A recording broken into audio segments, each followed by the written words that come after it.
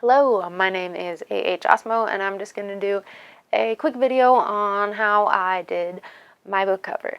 I have worked with both IngramSpark and Draft2Digital. Those are the two platforms I've used to publish my book. Maybe someday I can give a video about the process for each of those, but for now, this is just for book covers. So I mentioned both IngramSpark and Draft2Digital, but as you can see from the screen we're looking at, it's actually Canva. So I'm going to show you how I made my book covers on using Canva for IngramSpark as well as Draft2Digital. How would I learn how to speak English better? Yeah, for reference, this is my book cover. This is the big version that I ordered on accident, so this is not the dust jacket, but it's a good reference that you can see because it's big. And then the back has a little blurb, the title, and some squid arms. Yeah, so that's my that thing. I'm gonna switch the tabs to IngramSpark. They actually have a template cover generator. So does Draft2Digital. IngramSpark's, yeah, you enter the ISBN, all of this information about your book, and then you submit, and then they email you whatever book cover you are trying to do. Back to Canva. In Canva, once I downloaded the template from IngramSpark, it downloaded as a PDF, and all I actually had to do was drag the PDF and drop it into Canva, and it creates a new file for you. So blah, blah, blah, it's down here now, and we can open it up. So this is a template that IngramSpark gives. It has instructions on it. You keep this white space. It's the correct size. If you just drop it right into Canva, it gives you an automatic size. It gives you a barcode. Yeah, pretty straightforward. And just to show what mine looked like, this is for the dust jacket. So this is probably the most complicated part of the cover that you can make. Here is what my book cover design looked like after the template. And I had to cover it all in white space, so I followed the instructions, and then basically if I remove this white square, you can see the lines, and I chose to have the squid arms and tentacle kind of go into the side of the book binding because I thought it'd look cool. But then, yeah, I needed some white space in the, on the flap, on the internal flaps. I had to create a white space so that the tentacles didn't go over into that visually. But had to cover the whole thing in white so that it didn't have that weird pink background. So something I will say is that IngramSpark was weird because I used this template, submitted it to them, and then they came back to me saying, this isn't right. Yeah, they were like, something's messed up, use our template generator, which is what I used. And they weren't able to tell me what exactly was wrong with the image. And it took me a while to figure out. I fixed it now, but basically one of these paint splatters was just barely outside this line. Yeah, there it is. I covered it. I ended up covering it. So that was the issue that no one could tell me. So yeah, be aware that when it comes to the front cover, the specifications do need to be exact, and if it's not exact, the customer service isn't exactly helpful in telling you why it's wrong. But anyway, that was a funny little experience I had. So to look at Draft2Digital, it looks like this when you want to upload your cover. Similarly, and actually kind of more user-friendly than IngramSpark, you can download your template with Yeah, you can download your template, but it's after you've uploaded everything else, so it just gives you the correct specifications. And then you re-upload it. You can see it with or without the guidelines to show you where the folds are going to be and that sort of thing. I'm going to switch back to Canva really quick. Oh no, saying all my secret things. You can't see those. Similar to how I could just drop the file with IngramSpark, I can do the same with the design for Draft2Digital. So I'll just wait for that to upload. Click it here.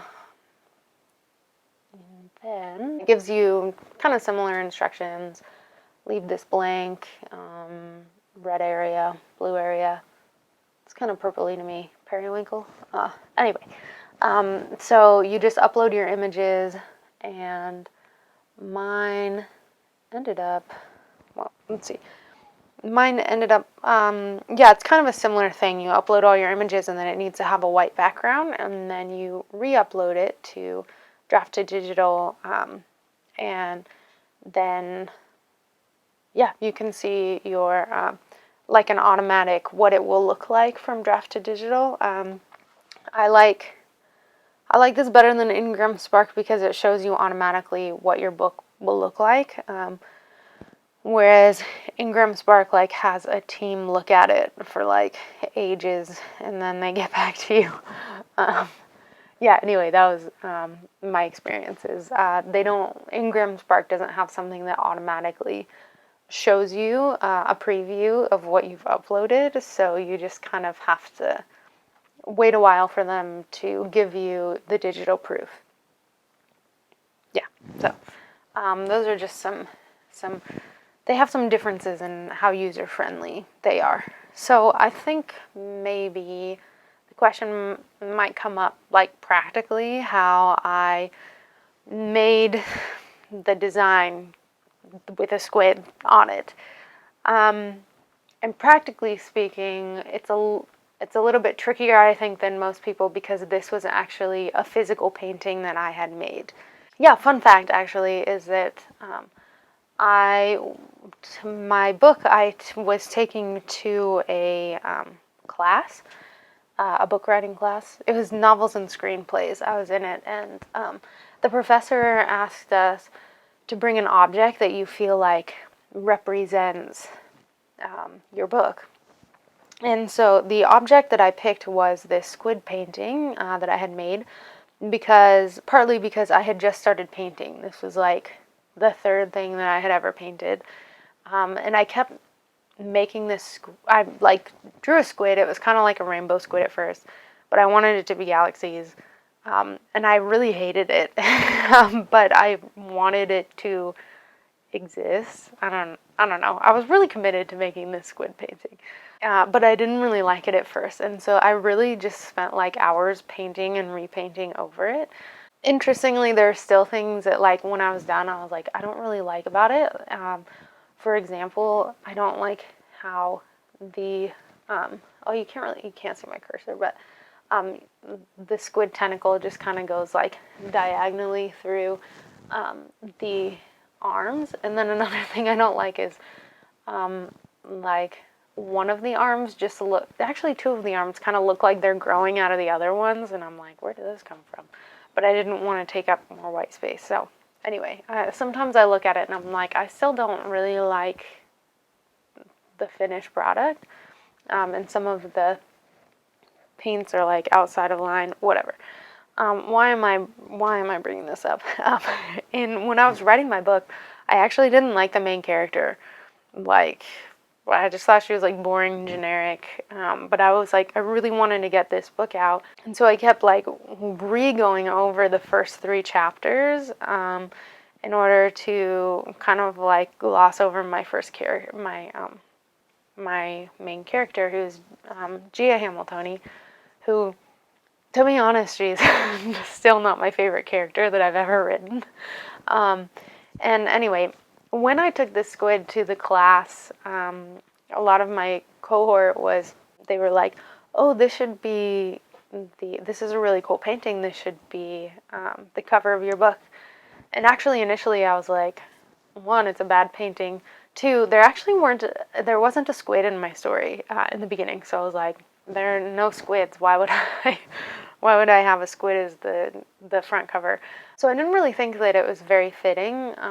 But I think after a while, I don't know, I guess I connected more.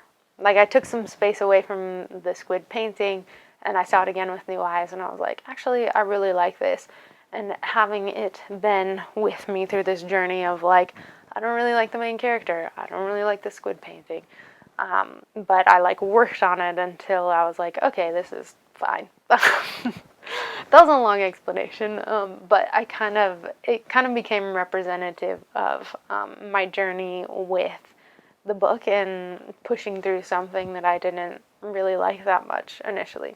I guess I should also add I see these kind of connections between outer space and the deep ocean, which you'll see in the book, and in fact, the Delfino family, who's a family in the book, are named after stars or constellations and are kind of meant to be this sense of like wonder at the universe and power, but also kind of in these extreme environments and having a lot of mystery surrounding them. And so it just feels like this squid represents some sort of feeling of like reaching out, but also being grounded underneath something.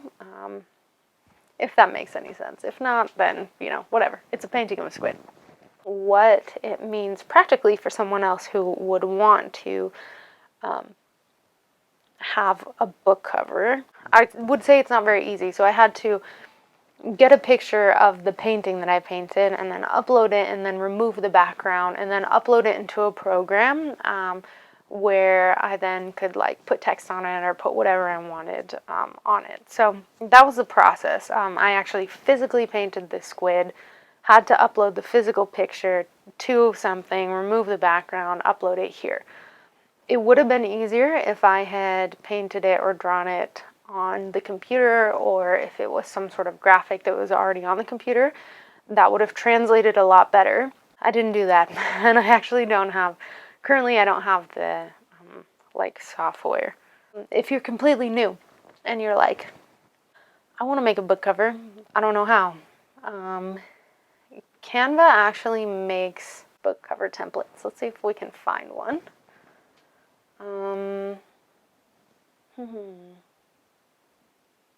Let's look at book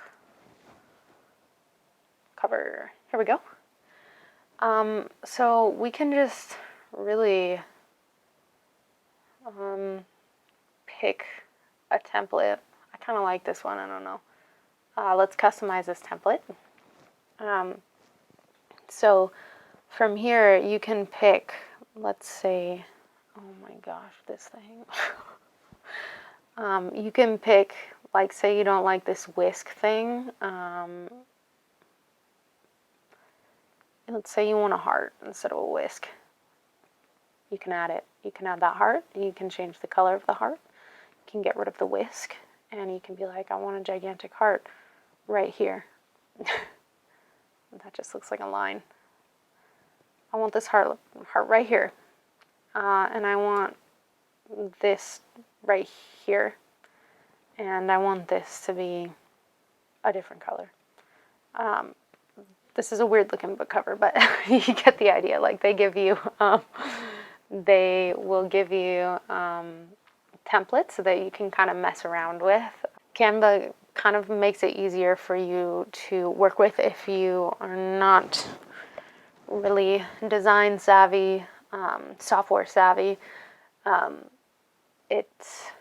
I think provides a pretty cool platform.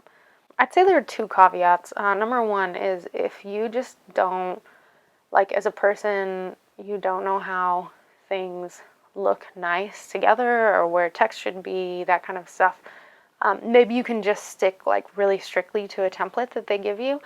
But otherwise, it can end up looking pretty messy if you're not really used to working with where things are supposed to be in terms of visuals on a book cover.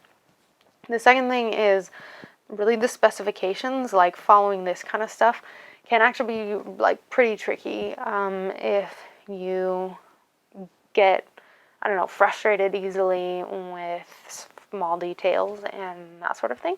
I would say if this is like you've never designed anything, you've never worked with online visual software at all, it will definitely be a learning curve. It's a frustrating, or it can be a frustrating process even for people who, you know, do this for a living or really like it. It can be kind of tricky to make sure that you're meeting all of the specifications for every single program that you're using, which is why people hire book designers, which I think is a good way to go if this is just all around not your cup of tea. Let's see, is that, can get rid of that. There's our nice special cookbook book. It's very black. It's very moody for a cookbook. Again, this is Draft2Digital, and then this was my final dust cover view, and then this is the view of the paperback, which I have with Draft2Digital. My experiences with the different book cover making options, I used Canva. You can use Adobe Creative Suite. There are a lot of options out there, but that's what I used. So that was a bit of my journey in terms of making a book cover. For you who are wanting to make a book cover or interested in it, I hope that was helpful. Or if you're just kind of curious about like how I made this specific book cover, that's how. Now you know. So hope it was like, you know, at least entertaining. Thank you for being interested in the journey and in the process of making this. And I will be putting out more videos in terms of how I made this book and my self-publishing journey. Goodbye.